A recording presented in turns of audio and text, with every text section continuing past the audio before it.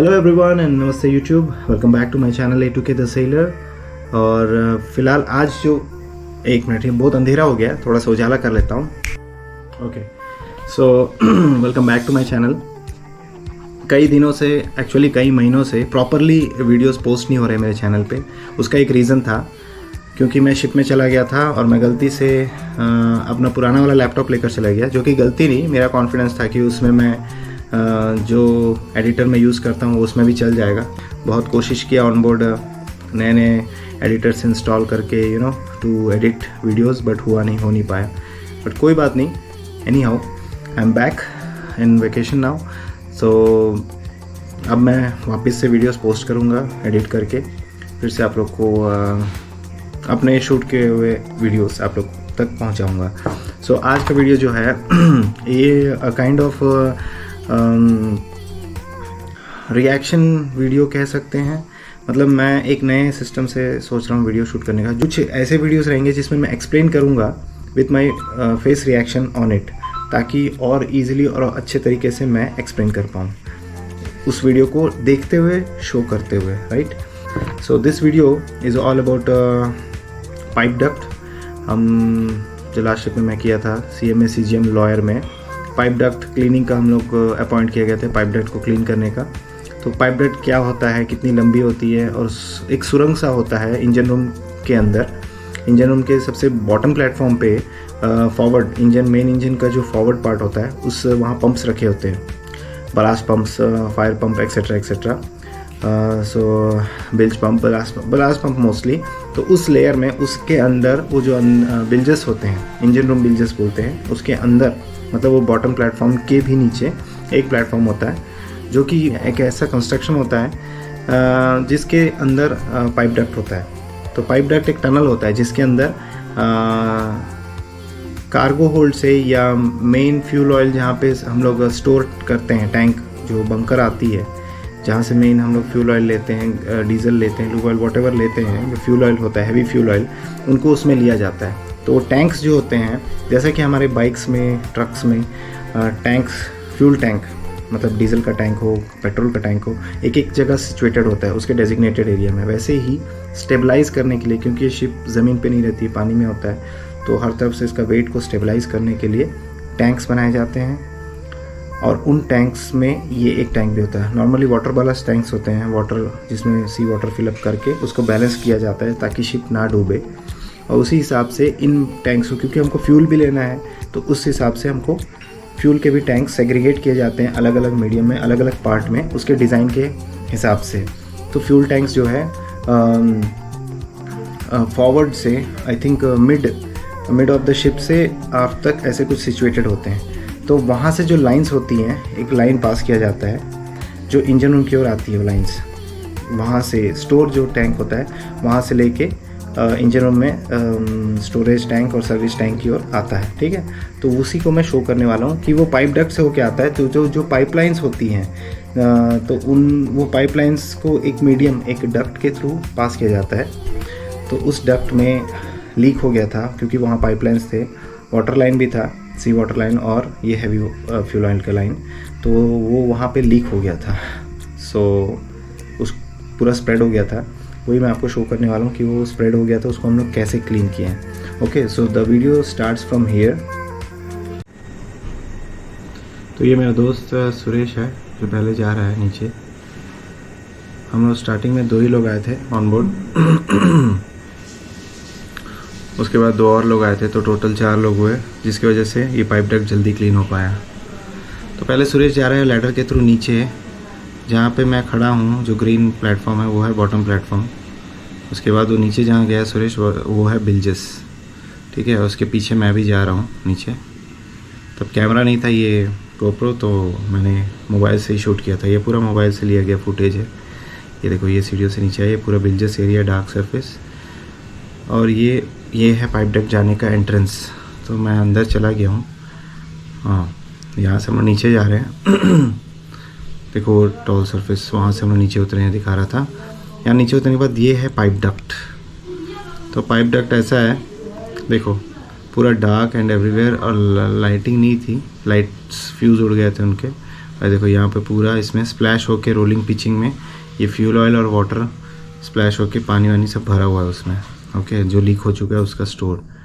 तो अब हमको था कि वो पूरा क्लीन करना था, तो स्टेप बाय स्टेप धीरे धीरे मैं अंदर जा रहा हूँ। ये है वो सरफेस जहाँ से हम लोग अंदर जाते हैं।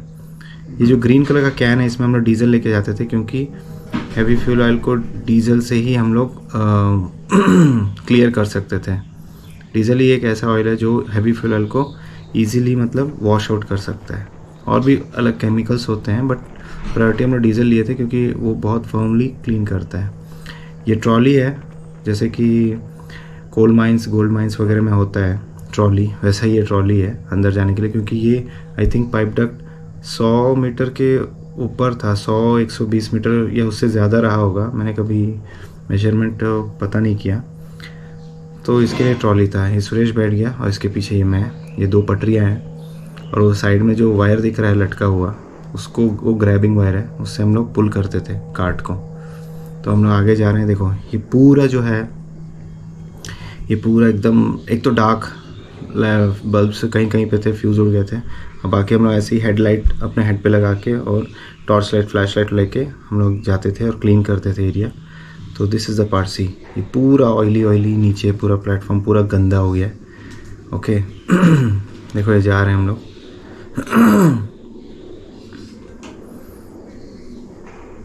यहाँ बीच बीच में एक्चुअल में 2-3 रोज़ हैं। ये टनल जो है 3 है। देखो ये एक है जिसमें वो सिल्वर कोटेड पाइपलाइन दिख रहा है, और ये एक तो सिल्वर कोटेड जो लाइन होता है हैवी फ्यूल ऑयल है। यहाँ से थोड़ा मैंने फास्ट फॉरवर्ड कर दिया है, तो क्या ड्यूरेशन थोड़ा कम हो जाए बोल के। देखो ये पूरा वैसे ही है, काला काला एंड एवरीथिंग। देखो 3 टनल्स मैंने बताया था, parallel to each other 3 tunnels होते हैं, बीच में कार्ट होता है, बाकी अदर इधर वेज में ये देखो ऐसे पाइपलाइंस होते हैं, राइट। फ्यूल लाइन और बलास्ट वाटर का लाइन। तो ये देखो मैं जा रहा हूँ आगे और हम लोग आसपास पहुँच गए हैं एंड सरफेस की ओर। तो ये लास्ट सरफेस है, जहाँ मतलब लास्ट पार्ट है जहाँ पे मैं पहुँच रहा हूँ। हम लोग ऑलरेडी 10 कंपार्टमेंट्स क्लीन कर चुके थे, तो वो भी मैं दिखाता हूँ क्लीन करने के बाद कैसे दिखता है। ये देखो ये हमारे टूल्स वगैरह रखे हुए हैं यहाँ पे, बकेट और भी कैंस वगैरह थे जिसमें हम लोग कलेक्ट करते थे। ये देखो स्कूप वगैरह। तो इससे ये क्लीन एरिया है। तो मैं यहाँ से क्लीन एरिया दिखाता हूँ। यहाँ तक हम लोग रुक गए, सुरेश उतर गया था और थोड़ा आगे मैं बैठ के थोड़ा आगे गया ताकि आगे के सरफेस को शूट कर पाऊँ। देखो ऐसे हमने क्लीन किया, this is how we clean it. और क्लीन होने के बाद कुछ ऐसा दिखता है।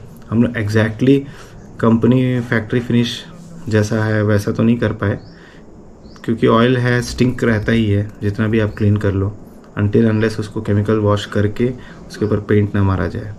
हाँ तो ये लास्ट है, ये छोर है, यहाँ तक हम पहुँचे हैं।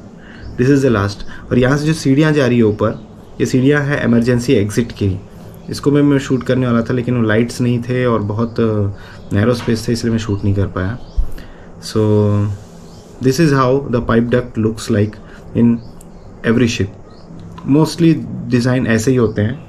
पाइप डक्ट का मतलब यही होता है, एक डक्ट टनल बना होता है, उसके अंदर पाइपलाइंस होती है और ऐसे कंपार्टमेंट्स बने होते हैं ताकि कुछ भी लीक हो तो उन कंपार्टमेंट्स में जमा हो जाए और उसको बाद में हम क्लीन कर सकें।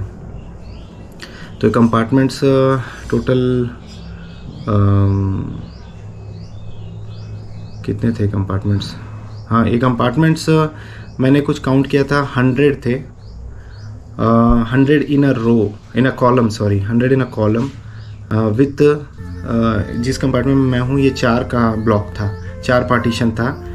मतलब एक कॉलम में 4 रो थे, उस हिसाब से कितने हो गए? 400 हो गए। 400 यहाँ और 3 इधर, 3 इधर। 1000 से 1100 कुछ कंपार्टमेंट्स थे, ब्लॉक्स ऑल बॉक्सेस। तो उन सबको हमने ऑलमोस्ट 5.5 मंथ्स में टोटल क्लीन किया। So this was it for this video.